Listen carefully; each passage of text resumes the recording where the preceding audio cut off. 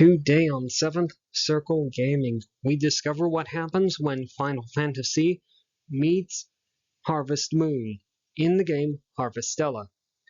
And with that, let's get started. Disclosure, and again, you are perfectly welcome to pause the video and read through all of this at your leisure, or if you prefer not to, and well, don't know, skin off my back. And let's jump into the screenshot. The first one that we're going to share with you is one of the primary points of the game, which is the story. And this is how the story is going to be presented through sort of in-game cutscenes. There really isn't anything more to say about that, so let's share with you a screenshot of a combat zone. Players that are familiar with Final Fantasy XI should be pretty familiar with this sort of user interface and what the zone looks like. On the lower left-hand side of the screen, we've got the health meter and the stamina meter, various other items. On the lower right-hand corner of the screen are usable items, healing items, weapons, that sort of thing. So, without any more to say about that, let's move on to our screen, which is where Final Fantasy meets Harvest Moon or any of the other farming simulators. In Harvestella, one of the primary things that players will be doing throughout the game is growing a farm and managing a home base area. The crops that the player grows in the game are going to be not only their primary source of income, but also their source of healing items. Now, these certainly can be found in the game world, but the farmable items are going to be their primary source, or certainly a refillable source of healing items. And with that, let's move on to chapter. Not quite yet. Almost forgot. We do need to share with you what the overworld looks like. This is again from very early in the game, but it's a fairly realistically rendered world, but it's still got some aesthetic touches, not too unusual for this sort of genre. And with that, let's finally move on to chapter 1. Discuss immersion. Here the game has earned an 8 out of 15. The game is told through a third-person perspective, and it is not an entirely unrelatable world. It's a sort of medieval migration era fantasy world with some interesting fantasy elements, which is going to be revealed through the story, which is another thing that the game is going to be doing to get players invested in the game world. All of the in-game events are presented as part of this larger mystery story that unravels throughout the course of the game. The game is also going to be using player agency to get players invested into the game world, although this does seem somewhat secondary, a secondary function to the story.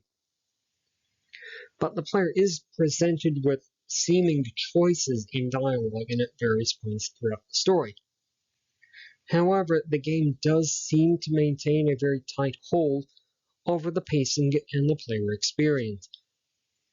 So, with some caveats that we'll mention later, the story is going to be how compelling, how immersive the story is for the player is going to be a primary driver of the game. And moving right along without revealing too much, let's move on to difficulty. Here, Harvestella has earned a 3.5 out of 15. The key commands are reasonable on a keyboard and mouse. With a gamepad, they are somewhat unusual, different to what players might expect to be the usual key commands.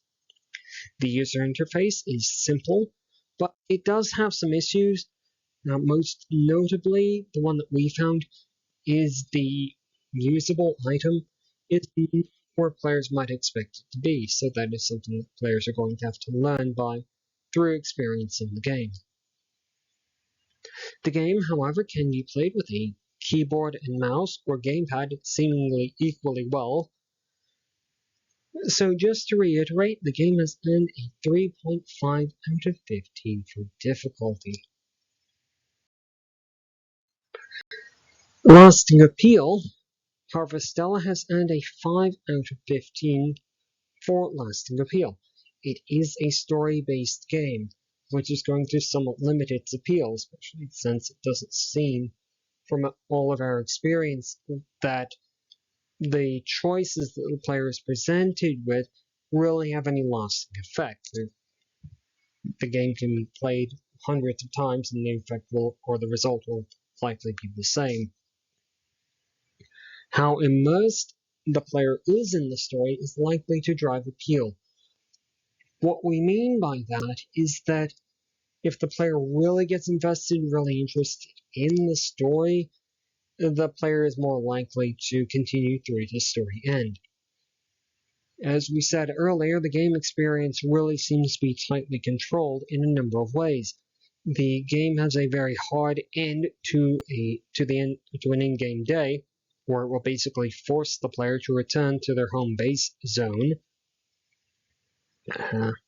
The game will restrict the player from going to areas that they haven't unlocked, or there are not the primer or not something that the story of the game needs the player to go to. So, something to be aware of, and one of the reasons that the game has earned a 5 out of 15. So, where does that leave Harvestella? The game has earned a 5.5 out of 15. While the game is relatable, it is not entirely transparent. Anyone who plays through the game, or players who invest in the game rather, are likely to find some things that they can relate to in the experiences that they can relate to, but the game is not necessarily transparent. It does try to maintain this mystery element to it. The story, again, just to belabor the point a little bit further, seems to be the primary focus of the game. The rest of the other elements are just side activities to uncovering this mystery. One thing that isn't a mystery is when the video is about to end. This is the end of the video. If you've made it all the way to the end without getting sick of it, thank you very much for watching all the way through, and from 7th Circle Gaming, good.